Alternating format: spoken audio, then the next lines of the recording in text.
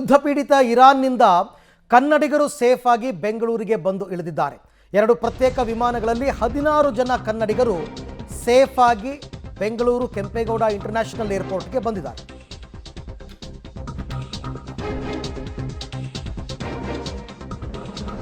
ಒಂದು ಕಡೆ ಇಸ್ರೇಲ್ ನಡುವಣ ತಾರಕಕ್ಕೇರಿದೆ ಸಂಘರ್ಷ. ಹಾಗಾಗಿ ಇರಾನ್ನಿಂದ 16 ಜನ ಕನ್ನಡಿಗರು ಸುರಕ್ಷಿತವಾಗಿ ತಾಯ್ನಾಡಿಗೆ ಬಂದಿದ್ದಾರೆ. 16 ಮಂದಿ ಗೌರಿಬಿದನೂರು ತಾಲೂಕು ಅಲಿಪುರದ ನಿವಾಸಿಗಳು. ಇವರೆಲ್ಲರೂ ಕೂಡ ಇರಾನ್ನಿಂದ ಬಂದಂತಹ ಮಕ್ಕಳನ್ನು ತಬ್ಬಿ ಕಣ್ಣೀರಿಟ್ಟಿದ್ದಾರೆ ಪೋಷಕರು. ವಿದ್ಯಾಭ್ಯಾಸಕ್ಕೆ ಅಂತ ವಿದ್ಯಾರ್ಥಿಗಳು ಹೋಗಿದ್ರು, ಕೆಲವರು ಪ್ರವಾಸಕ್ಕೆ ಅಂತ ಹೋಗಿದ್ರು. ಎಲ್ಲರನ್ನ ಸುರಕ್ಷಿತವಾಗಿ ಕರೆತರಲಾಗಿದೆ. ಆಪರೇಷನ್ ಸಿಂಧು ಹೆಸರಿನಲ್ಲಿ ಎಲ್ಲರನ್ನೂ ಕರ್ಕೊಂಡು ಬಂದಿದ್ದಾರೆ ನೋಡಿ.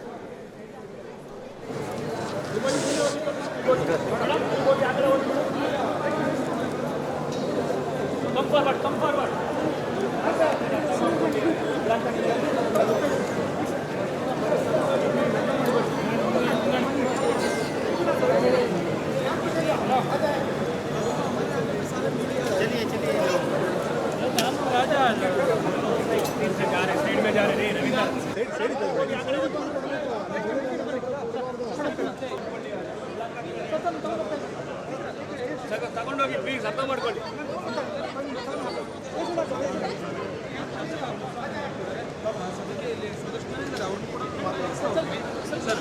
ಅಲ್ಲಿ ಯಾವ ರೀತಿ ಒಂದು ಪರಿಸ್ಥಿತಿ ಇದೆ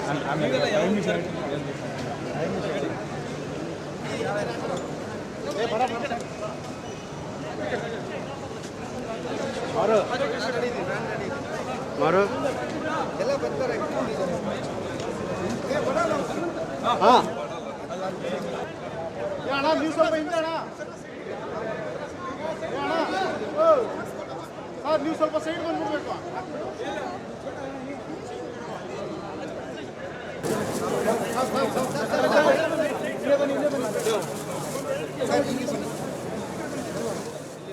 ನೋಡಿ, ಒಂದು ಕಡೆ ಗೌರಿಬಿದನೂರು ಕ್ಷೇತ್ರದ ಶಾಸಕ ಕೆ.ಎಚ್. ಪುಟ್ಟಸ್ವಾಮಿ ಗೌಡ ಎಲ್ರಿಗೂ ಹಾರ ಹಾಕಿ ಬರಮಾಡ್ಕೋತಾ ಇದ್ದಾರೆ. ಯಾಕೆಂದರೆ ಇವ್ರನ್ನ ಕರೆತರುವಲ್ಲಿ ಅವರ ಪಾತ್ರವು ಮಹತ್ವದ್ದಾಗಿತ್ತು.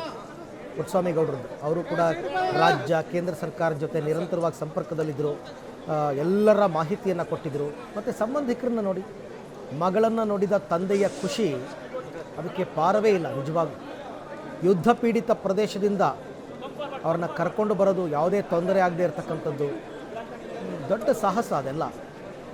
ಹಾಗಾಗಿ ಇರಾನ್ನಿಂದ ಆಪರೇಷನ್ ಸಿಂಧು ಹೆಸರಿನಲ್ಲಿ ಬಹುತೇಕ ಅಲ್ಲಿದ್ದಂತಹ ಭಾರತೀಯರನ್ನು ಏರ್ ಲಿಫ್ಟ್ ಮಾಡಲಾಗಿತ್ತು. ಅದರಲ್ಲಿ ಭಾರತೀಯರು ಇದ್ದರು. ಈ ಎಲ್ಲ ವಿಚಾರಕ್ಕೆ ಸಂಬಂಧಪಟ್ಟಂತೆ ಮತ್ತಷ್ಟು ಮಾಹಿತಿ ನನ್ನ ಕೊಲೀಗ ಮುದ್ದುಕೃಷ್ಣ ಅವರಿಂದ ಪಡ್ಕೊಂಡ. ಮುದ್ದುಕೃಷ್ಣ, 16 ಜನ ಸೇಫ್ ಆಗಿ ಈಗ ಬೆಂಗಳೂರು ಕೆಂಪೇಗೌಡ ಏರ್ಪೋರ್ಟ್ಗೆ ಬಂದು ಇಳಿದಿದ್ದಾರೆ.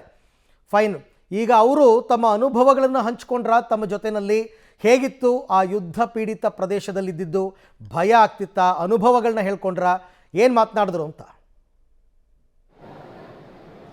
ಖಂಡಿತ ಅರವಿಂದ್, ಇವತ್ತು ಚಿಕ್ಕಬಳ್ಳಾಪುರ ಜಿಲ್ಲೆಯ ಗೌರಿಬಿದನೂರು ತಾಲೂಕಿನ ಹಾಲಿಪುರ ಅಂತೇಳಿ, ಹಾಲಿಪುರದಿಂದನೇ ಇವತ್ತು ಬಂದಿರುವಂತಹ 16 ಮಂದಿ ಕೂಡ ಹಾಲಿಪುರದ ನಿವಾಸಿಗಳು.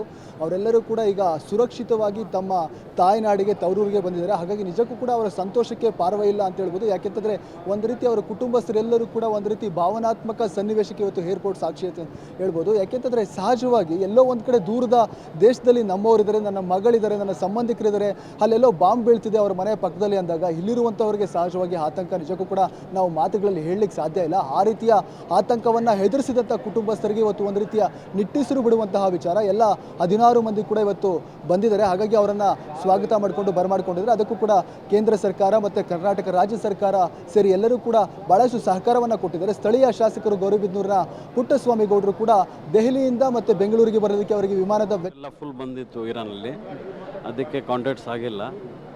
ಬಟ್ ಡೈರೆಕ್ಟ್ ಕಾಲ್ ಮಾಡಿದ್ರೆ ಜಾಸ್ತಿ ಇದು ಹೋಗ್ತಾ ಇಲ್ಲ. ಅದು 4-5 ದಿವಸದ ಭಾಳ. ಸರ್, ಯಾವ ಥರ ಇತ್ತು ಸರ್ ಪರಿಸ್ಥಿತಿ? ಅಪ್ಪನ ಹತ್ರ ಏನೂ ಹೇಳ್ಕೊತಿರ್ಲಿಲ್ಲ ಅಂತ, ತಮ್ಮನ ಹತ್ರ ಹೇಳ್ಕೊತಿದ್ರಂತೆ, ಭಯ ಆಗ್ತಿದೆ, ಫಸ್ಟ್ ನಾವು ಇಂಡಿಯಾಗೆ ವಾಪಸ್ ಬಂದುಬಿಟ್ರೆ ಸೇಫ್ ಆಗಿ ಅಂತ. ದೇವಸ್ಥಾನಕ್ಕೆ ಹೋಗಿದ್ರಿ, ದರ್ಶನ ಎಲ್ಲ ಆಯಿತು, ದರ್ಶನ ಆದಮೇಲೆ ಈ ಥರ ಒಂದು ಪರಿಸ್ಥಿತಿ ನಿರ್ಮಾಣ ಆಗೋಗುತ್ತೆ. ಹೇಗಿತ್ತು ಸಿಚುವೇಶನ್? ನೀವು ಅಲ್ಲಿ ಯಾವ ರೀತಿ ಭಯದಲ್ಲಿ ಕಳೆದ್ರಿ ಸರ್? ನಿಮಿಷಕ್ಕೆ ನಮಗೆ ಭಯ ಆಗ್ತಿತ್ತು ಸರ್. ಒಂದು ಸೌಂಡ್ ಬಂದ್ರೂ ಭಯ, ಒಂದು ಆಂಬುಲೆನ್ಸ್ ಸೌಂಡ್ ಬಂದರೆ ಭಯ, ಆ ಥರ ಇತ್ತು ನಮಗೆ. ರಾತ್ರಿ ನಿದ್ದೆ ಇಲ್ಲ, ಆ ಥರ ಇತ್ತು.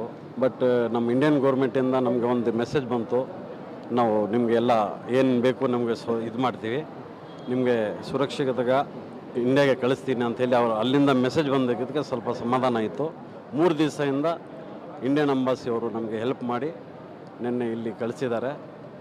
ಅವ್ರದ್ದು ಧನ್ಯವಾದಗಳು. ನಮ್ಮ MLA ಪುಟ್ಟಸ್ವಾಮಿ ಅವ್ರದ್ದು, ಇವ್ರಿಗೆ ಸ್ಪೆಷಲ್ ಥ್ಯಾಂಕ್ಸು. ಗೌರ್ಮೆಂಟ್ ಆಫ್ ಇಂಡಿಯಾಗೆ ಥ್ಯಾಂಕ್ಸು. ನಮ್ಮ ಸರ್ ಅಲ್ಲಿ ವಾರ್ ನಡಿಬೇಕಾದ್ರೆ ನಾನು ಸೇಫಾಗಿ ರಿಟರ್ನ್ ಇಂಡಿಯಾಗೆ ಹೋಗ್ತೀನಿ ಅಂತ ಅನಿಸ್ತಿತ್ತಾ? ಇಲ್ಲ ಸರ್, ನನಗೆ ಯಾವುದಕ್ಕೆ ಗ್ಯಾರಂಟಿ ಇರಲಿಲ್ಲ. ಸರ್ ನೀವು ಒಬ್ಬರೇ ಆದರೆ ಓಕೆ, ಇಡೀ ಫ್ಯಾಮಿಲಿ ಇತ್ತು, ವೈಫ್ ಇದ್ರು, ಮಕ್ಕಳು ಜೊತೆ ಎಲ್ಲ ಹೋಗಿದ್ರಿ, ದೇವಸ್ಥಾನಕ್ಕೆ ಹೋಗಿದ್ರಿ.